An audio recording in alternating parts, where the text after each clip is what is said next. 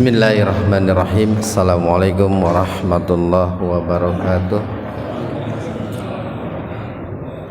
Alhamdulillahi rabbil alamin alladzi an'ama alaina bi ni'matil iman wal islam walladzi arsala rasulahu bil huda wa dinil haqq liyudhhirahu 'alad dini kulli wa kafa billahi shahida. Asyhadu an la ilaha illallah wahdah la syarikalah wa asyhadu anna Muhammadan abduhu wa rasuluh, amma ba'd. Hadirin ikhwatu iman, jemaah Majelis Tafsir Iliyin, mudah-mudahan senantiasa diberikan kesehatan dan perlindungan Allah Subhanahu wa taala. Kajian tafsir pada kesempatan ini membahas surat Al-An'am ayat 19, halaman 130. Al-An'am ayat 19. Ayat ini diawali dengan fi'il amr, ya, sebuah kata kerja yang menunjukkan akan adanya perintah, ya. Disebut perintah itu karena dari atas ke bawah gitu, ya, dari yang lebih tinggi kepada yang lebih rendah, dari yang maha kuasa, dalam hal ini adalah Allah, kepada yang tidak berdaya, yaitu kita manusia. Yang secara sederhana kul itu artinya katakanlah, itu secara waktu, ditinjau secara waktu. Kalau disebut katakanlah, itu terjadinya itu li zamanil mustaqbal, di waktu yang akan datang. Nah, maka dikarenakan di waktu yang akan datang, yang diperintahkan untuk mengatakan ini bukan hanya sebatas Rasulullah sallallahu alaihi wasallam, tapi kita pun sebagai umatnya, sebagai pengikut setianya, diperintahkan untuk mengatakan, bahkan mendeklarasikan, Pak, gitu, ya. Kita katakan mendeklarasikan karena tidak setiap ayat Al-Quran itu diawali dengan kata kul secara tersurat, Pak. Jadi walaupun setiap ayat Al-Quran itu harus disampaikan, kan baligho ani walau ayat, sampaikanlah apa yang datang dariku walaupun satu ayat. Tapi tidak semua ayat Al-Quran diawali dengan kul. Nah, ketika ada ayat Al-Quran diawali dengan kul, berarti itu perintahnya bukan tersirat, melainkan tersurat. Karena tersurat, maka harus disampaikan secara terbuka, gitu, secara deklarasi. Jadi katakanlah wahai Muhammad, ya, wahai umat Islam, ayu syai'in, siapakah, akbaru, yang lebih besar, yang lebih agung. Ada yang memaknainya yang lebih benar, yang lebih valid, syahadatan, kesaksiannya. Ini ayat ini turun berkenaan dengan perkataan beberapa orang pemimpin Quraisy, ya, musyrikin Mekah pada saat itu, kepada Rasulullah sallallahu alaihi wasallam, wahai Muhammad, kami tidak mendapatkan seorang pun yang memberikan kesaksian atas kenabianmu, atas kerasulanmu, atau atas risalah yang kamu bawa.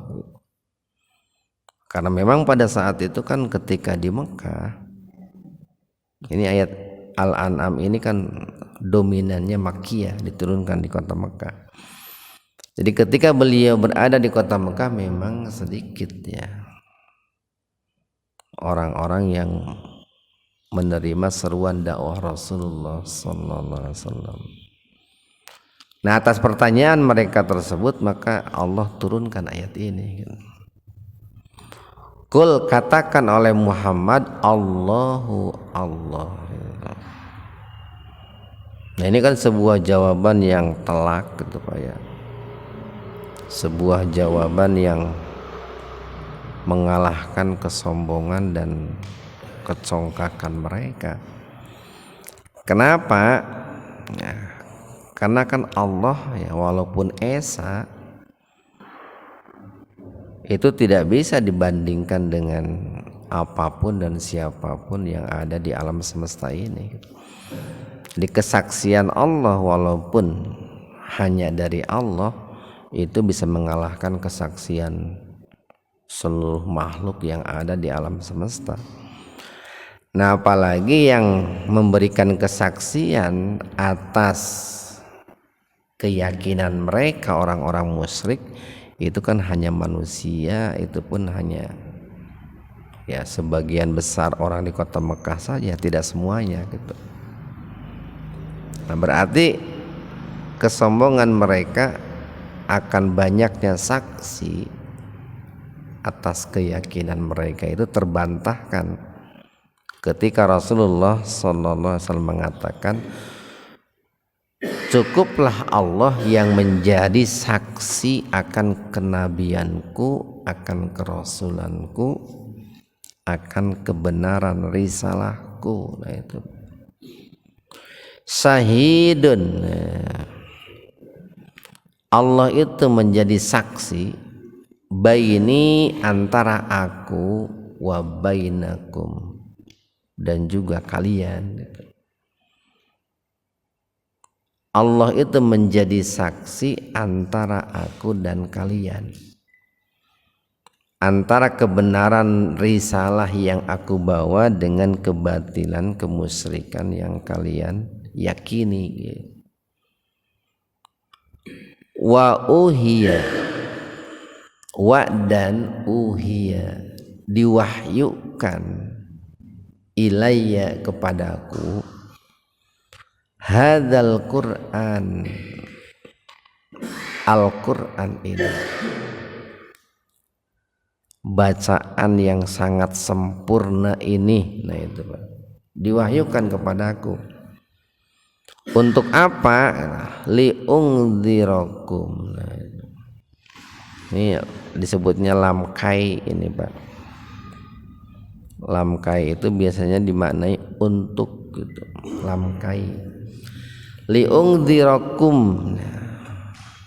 supaya aku memberikan peringatan bihi, dengan Al-Qur'an ini. Nah, kenapa kok di sini hanya menggunakan angzir atau an-nadzir, tidak dimunculkan al-basyir gitu?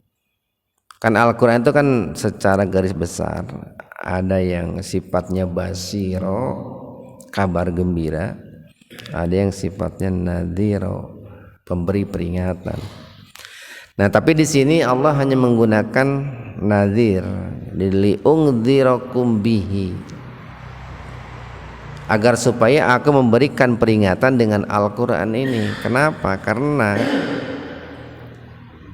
yang dihadapinya itu, jadi audien yang dihadapinya adalah orang-orang musyrik, orang-orang kafir, sehingga bahasa yang tepat untuk mereka Al-Qur'an ini sebagai peringatan, sebagai ya, bukan sebagai pembawa kabar gembira.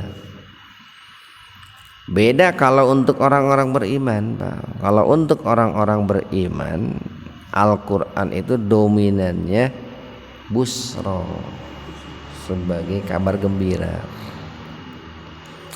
Nah, ini dijadikan sebagai sebuah landasan oleh para ulama gitu, bahwa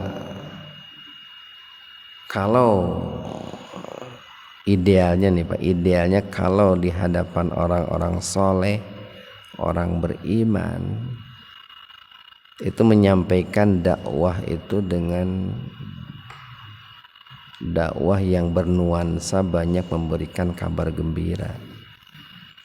Tapi kalau di hadapan orang-orang toleh, orang-orang yang suka berbuat dosa, itu idealnya dominannya memberikan peringatan. Kenapa? Karena mereka kan sakit ya. Mereka lupa, maka harus diingatkan gitu. Jadi pertama adalah untuk memberikan peringatan kepada kalian, wahai orang-orang musyrik, dan man orang-orang balago. Nah, balag itu kan sampai.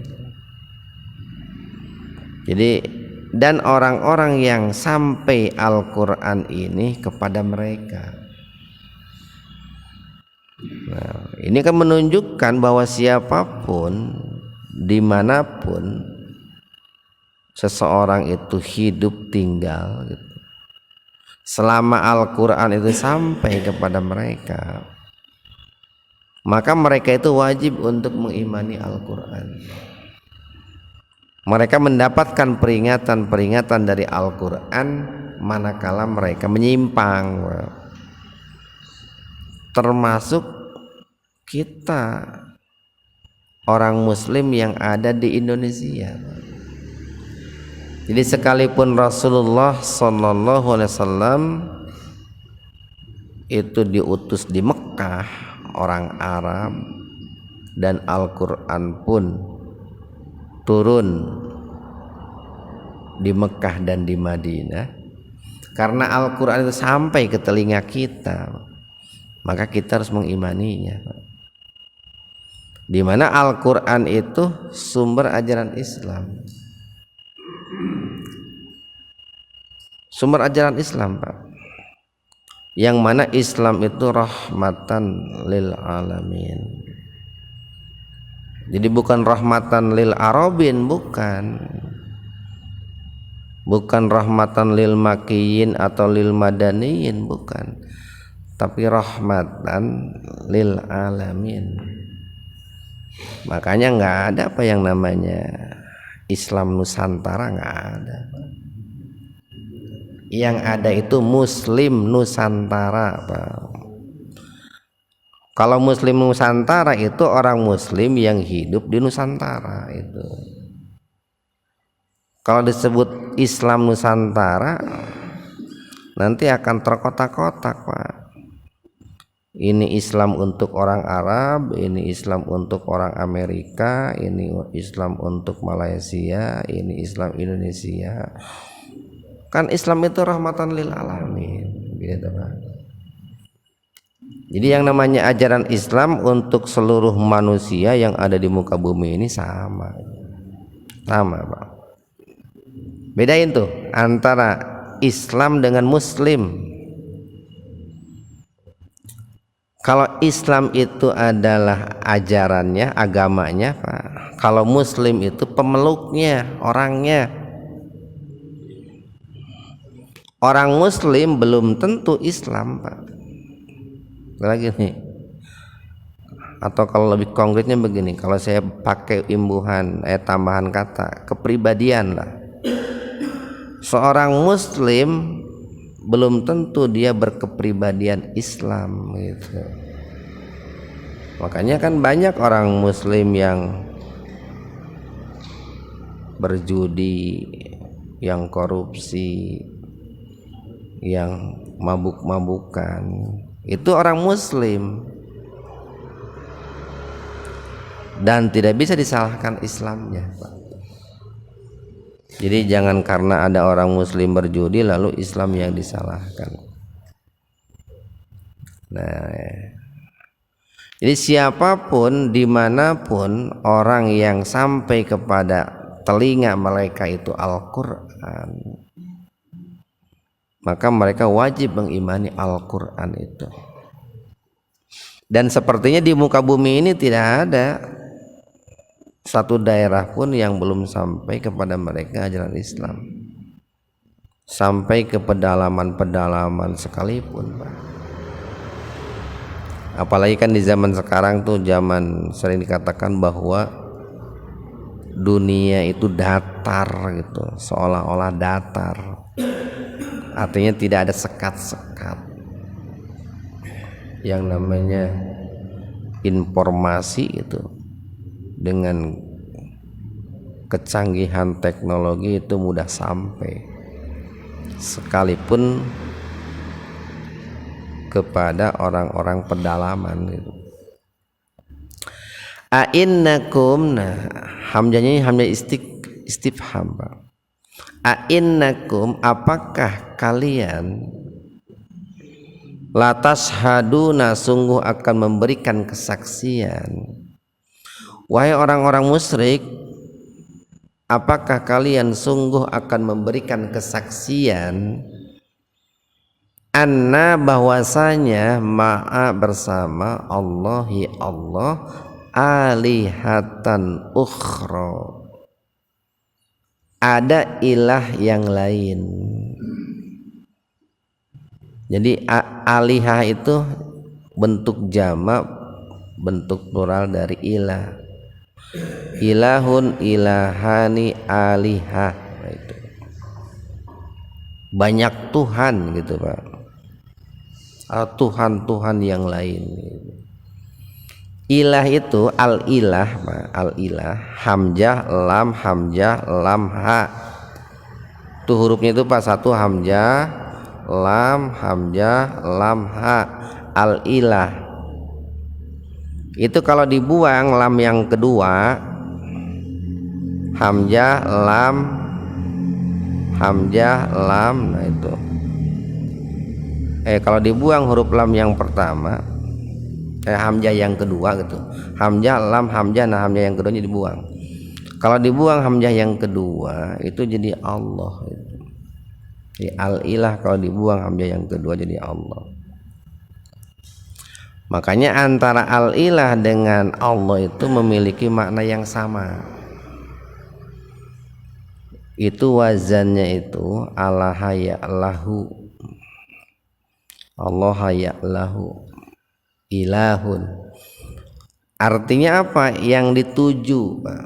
Jadi ilah itu artinya yang dituju. Sering dimaknai kalau dikaitkan dengan ibadah atau sesembahan, itu dimaknai yang disembah, yang diibadahi gitu, yang jadi tujuan dalam mengabdikan diri. Jadi ilah itu wajahnya itu fi'al, tapi maknanya maf'ul itu, Pak. Maf'ul itu kan objek, fi'al maknanya maf'ul, ilah makluh, nah gitu, Pak. Makluh itu yang diibadahi, yang disembah. Atau ini ilahu maksudi, nah itu Allah itu adalah tujuan tertinggi. Itu disebutnya goyah itu, Pak. Jadi Allah itu adalah goyah, tujuan tertinggi. Goyatuna, tujuan kita itu. Kan kalau bicara tujuan itu, Pak, ada tujuan dekat, ada tujuan sementara, ada tujuan jauh, ada tujuan tertinggi. Nah Allah itu tujuan tertinggi itu disebutnya goyah. Kalau dalam bahasa Arab goyah. Tidak ada tujuan utama, tujuan tertinggi dalam hidup ini kecuali Allah. Nah Rasulullah diperintahkan untuk bertanya kepada mereka. Kemudian setelah Rasulullah bertanya kepada mereka, beliau pun menegaskan, kul, atas perintah Allah nih, katakan oleh wahai Muhammad, la ashadu, ini laknya la nafi ini, la tidak ashadu aku memberikan kesaksian. La ashadu aku tidak akan memberikan kesaksian atas pernyataan kalian bahwa ada ilah yang lain, ada Tuhan yang lain selain Allah. Nah, ini pernyataan tegas nih yang diucapkan oleh Nabi Muhammad atas perintah Allah. Qul la ashadu. Nah, makanya Pak, ketika kita mengatakan asyhadu alla ilaha illallah wa asyhadu anna muhammadar rasulullah, itu di samping kita menetapkan bahwa hanya Tuhan yang kita tuju, kita sembah, kita pun memberikan kesaksian bahwa tidak ada yang disembah oleh kita selain Allah. Makanya rancu Pak, rancu ketika ada orang yang mengucapkan 2 kalimat syahadat tapi membenarkan akan penyimpangan-penyimpangan keyakinan yang lain, atau ikut meramaikan gitu, ikut mendukung gitu. Wah, banyak kan umat Islam yang belum paham mungkin ikut meramaikan akan kesaksian orang yang mengatakan bahwa Allah itu tidak esa itu. Nah, itu Pak. Qul, katakanlah olehmu wahai Muhammad, innama sesungguhnya hanyalah, harful qasr ini pembatas Pak. Qasr itu pembatas. Hanyalah huwa, dia itu ilahu wahid, ilah yang esa, wahid. Itu wawunya pakai hamzah Pak, pakai alif. Kalau tidak pakai alif, wahidun, itu satu. Tapi kalau pakai alif, wahid, itu esa. Saya sering katakan kalau disebut esa atau tunggal itu kualitas, Pak, bukan kuantitas. Nah, itu beda tuh. Kalau wahid kuantitas, bilangan, itu bilangan 1, 2, 3 itu bilangan kuantitas. Tapi kalau wahid itu kualitas. Makanya tidak ada 1 esa, 2 esa, 3 esa, karena kualitas. Jadi katakan oleh Muhammad, sesungguhnya dia itu hanyalah ilah yang esa. Wa innani, wa dan innani, sesungguhnya aku bariun. Bariun itu baro'ah Pak. Surat At-Taubah disebut surat Al-Baro'ah, berlepas diri Pak. Sesungguhnya aku ini berlepas diri mimma. Mimma itu asalnya Pak, asalnya nih min dan ma, itu asalnya begitu. Ini kalau kita mempelajari ilmu Rosam Usmani itu Pak, nanti akan ketemu itu ilmu yang mempelajari tentang Rosam Mushaf Usmani. Ini kan yang kita baca ini adalah Mushaf Usmani ini. Nah, salah satunya ada yang disebut dengan hadaf. Ada kaidah hadaf. Kaidah hadaf itu kaidah menghilangkan. Nah, di sini yang dihilangkan itu adalah huruf nun. Lalu nunnya itu diganti dengan tasdid. Maka asalnya min ma, asalnya begitu, mim nun mim, 3 huruf asalnya. Dibuang nunnya jadi mim, itu Pak. Ada kaidah hadaf itu. Jadi mimma dari apa tusyrikun yang kalian sekutukan, yang kalian serikatkan.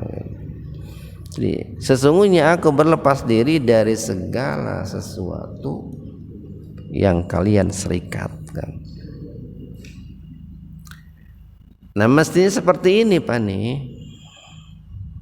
Jadi kita sebagai seorang muslim, sebagai bentuk penegasan dari la ilaha illallah itu, kita harus berikrar, mendeklarasikan diri, la ashadu innama huwa ilahu wahid wa inni bari'um mimma tusyrikun. Nah kita nih, bukan kita, sebagian umat Islam itu hanya sampai di sini biasanya nih Pak nih. La ashadu innama huwa ilahu wahid. Nah, sampai di situ. Tidak diteruskan wa inni bari'um mimma tusyrikun. Dan aku berlepas diri dari apa yang kalian persekutukan. Enggak sampai ke situ. Dari mana buktinya tidak sampai ke situ? Banyak orang yang gugulingan mengucapkan 2 kalimat syahadat berang peting 1000 kali Pak. Tapi begitu ada orang yang merayakan kemusyrikan, ikut membenarkan juga. Berarti mereka tidak berlepas diri. Syahadat gugulingan gitu. Tapi ketika ada orang berbuat musyrik, memberikan dukungan atau membenarkan. Ayat 20. Alladzina orang-orang atainahum yang diberikan kepada mereka alkitab. Maksudnya adalah Taurat dan Injil. Mereka orang-orang Yahudi yang diberikan kepada mereka itu alkitab. Terlebih khusus Yahudi ini Pak. Ya'rifunahu, mereka mengetahui, maksudnya hu-nya itu domir Pak, kata ganti untuk Nabi Muhammad. Ya'rifuna Muhammad, nah gitu. Kama sebagaimana mereka ya'rifuna mengetahui abna'ahum, anak laki-laki mereka. Abna itu jama dari ibnun Pak. Ibnun, ibnani, abnaun. Nah makanya di awal kita sampaikan bahwa tidak semua surat Al-An'am itu makiyah, tapi ada madaniyahnya. Cuman disebut makiyah itu karena dominannya diturunkan di Mekah, tapi ada yang diturunkan di Madinah. Salah satunya ayat ini nih. Sebelumnya ayat 19 bicara orang musyrik Mekah Pak. Sebelumnya tuh orang-orang musyrik. Tapi di ayat 20 itu bicara tentang ahlul kitab, Yahudi Nasrani. Nah kalau bicara ahlul kitab itu bukan di Mekah tapi di Madinah Pak. Nah gitu. Kalau bicara orang musyrik itu di Mekah gitu. Nah di ayat 20 ini Allah berfirman, orang-orang ahlul kitab Yahudi Nasrani, khususnya Yahudi, mereka mengetahui Nabi Muhammad itu seperti mereka mengetahui anak-anak mereka.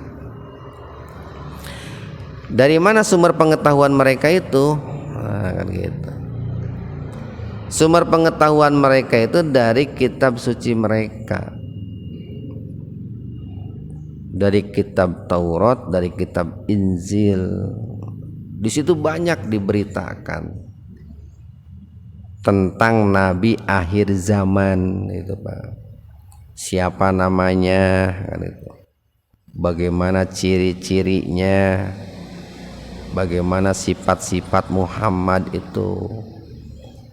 Beliau akan lahir di mana, akan hijrah kemana. Itu diberitakan tuh dalam Taurat dan Injil itu. Nah mestinya nih ketika Nabi hijrah ke Madinah, kan orang-orang Yahudi itu banyak melakukan hijrah Pak. dari Yerusalem itu ke Madinah. Kenapa mereka banyak hijrah ke Madinah? Karena mereka mendapatkan berita dari Taurat bahwa Nabi akhir zaman itu akan hijrah ke sebuah kota yang di situ banyak tumbuh subur pohon kurma. Dicari itu oleh mereka dalam peta itu, mun ayeuna mah di browsing di Google gitu Pak. Di mana nih negara yang banyak tumbuh subur pohon kurma? Adalah di Madinah itu. Mereka hijrah ke Madinah menunggu-nunggu kedatangan Nabi Muhammad.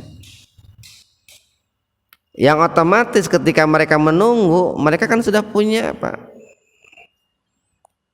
indikasi-indikasi seperti apa sih Nabi akhir zaman itu. Nah mestinya ketika Nabi Muhammad itu hijrah dari Mekah ke Madinah, mestinya mereka yang pertama kali beriman gitu, mestinya kan begitu. Tapi justru ketika Nabi Muhammad hijrah ke Madinah, mereka mengkufuri, menolak risalah Islam yang dibawa oleh Nabi Muhammad. Padahal mereka kenal betul siapa Rasulullah itu. Ya bagaikan orang tua mengenal anaknya gitu Pak. Jadi yang namanya orang tua biasanya kenal gini.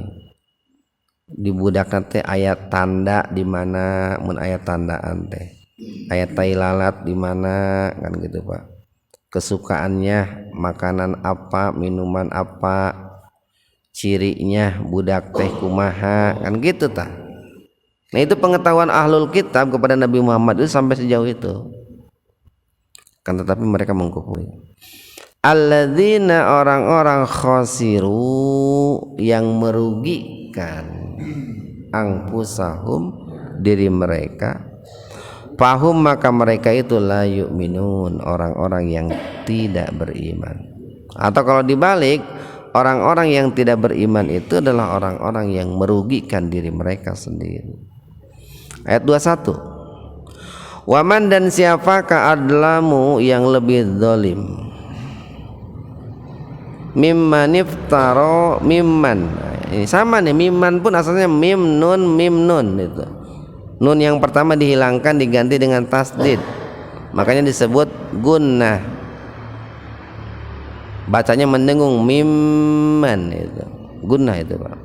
Karena sebetulnya ada nun di situ awalnya. Jadi siapakah yang lebih dolim?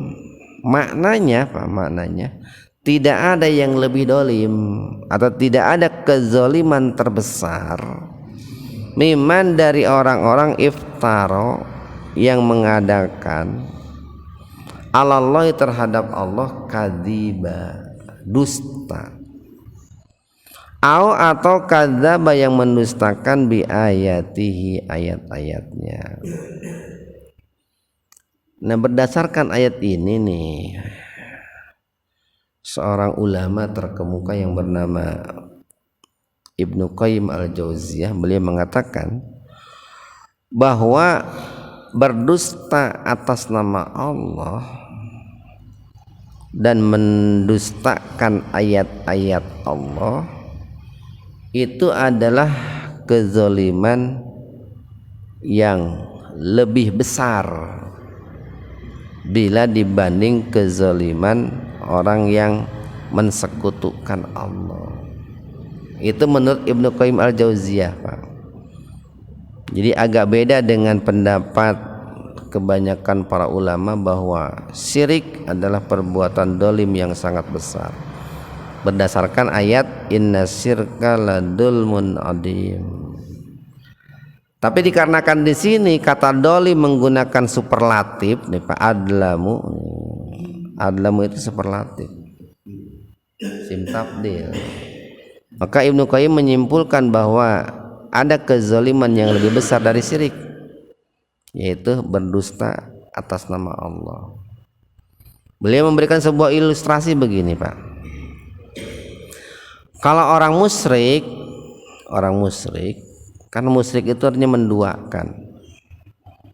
Beliau mengumpamakan ada seorang karyawan gitu, bekerja pada sebuah perusahaan. Itu kan ada pemiliknya, ada majikannya. Nah, si karyawan ini diberikan fasilitas, berbagai fasilitas oleh majikannya itu. Dari mulai gajinya bagus, naik terus itu. Gajinya besar lah, tunjangannya juga banyak, fasilitasnya dari mulai kesehatan, kendaraan, tempat tinggal gitu. Bonus-bonus akhir tahun banyak lah gitu.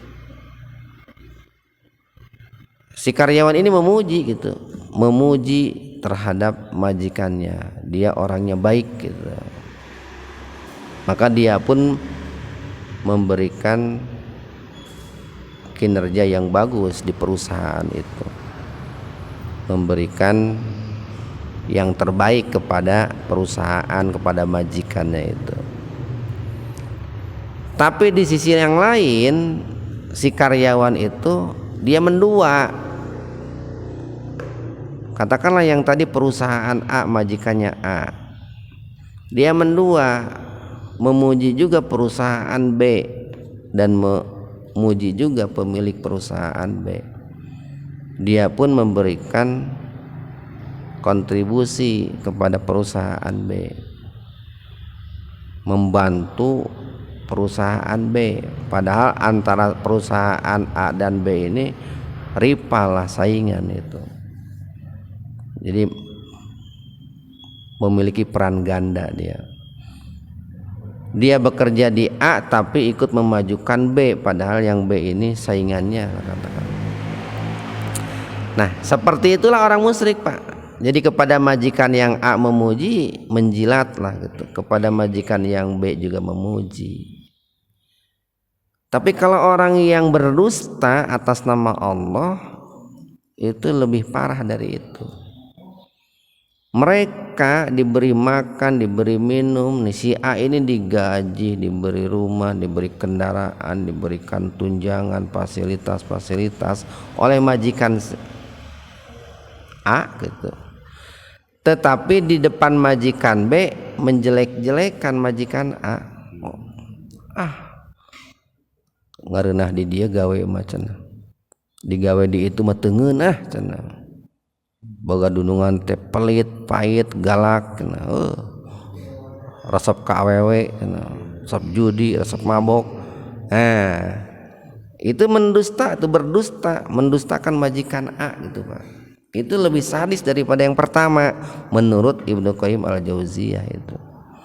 Makanya beliau berkesimpulan berdusta atas nama Allah itu lebih besar daripada dosa syirik gitu. Innahu, sesungguhnya, la yublihu, tidak akan beruntung az-zalimun, orang-orang yang zalim. Ayat 22. Wa yauma, dan ingatlah akan satu hari, nahsuruhum. Nah itu kami, Pak. Kami akan mengumpulkan hum, mereka, jami'a, semua. Di mana? Di alam mahsyar itu, Pak. Jadi isi makan dari hasar itu mahsyar. Ingatlah akan suatu hari di mana kami, kata Allah, akan mengumpulkan mereka semua di alam mahsyar. Summa, kemudian, naqulu, kami akan berkata, lilladzina, untuk orang-orang asyraku yang mensekutukan Allah. Apa isi perkataannya? Aina, di mana suraka hukum, serikat-serikat kalian, sekutu-sekutu kalian, makhluk-makhluk, orang-orang, sesuatu yang kalian jadikan tandingan untukku. Di mana mereka itu? Alladzina, yaitu orang-orang kuntum, yang dahulu kalian dalam kehidupan dunia, tazumun, itu kalian sangka atau kalian yakini itu mana gitu, sesembahan yang dulu kalian puja, yang kalian puji gitu. Itu akan ditanya di alam mahsyar kepada orang-orang yang mensekutukan Allah itu. Summa kemudian lam nakun fitnatahum. Lam nakun fitnatahum illa angqalu wallahi rabbina ma kunna musyrikun. Nah ini adalah sebuah jawaban ngeles muncul bahasa orang. Yang mana mereka itu nanti itu tidak akan mengakui akan penyimpangan mereka itu, illa melainkan angqalu, mereka akan mengatakan wallahi, demi Allah, Rabbina wahai Rabb kami, ma tidaklah kunna keadaan kami dahulu musyrikin, orang-orang musyrik. Dulu itu kami bukan orang musyrik. Kami ini adalah orang yang mengesahkanmu, mentauhidkanmu. Terakhir ayat 24. Ungzur, maka lihatlah oleh kalian, perhatikanlah oleh kalian. Kaifa bagaimana kadzabu mereka berdusta ala anfusihim atas diri mereka sendiri. Jadi nanti di hadapan Allah mereka akan berdusta. Dulu kami ini orang-orang yang mengesahkanmu ya Allah. Dulu kami ini orang-orang yang mentauhidkanmu ya Allah.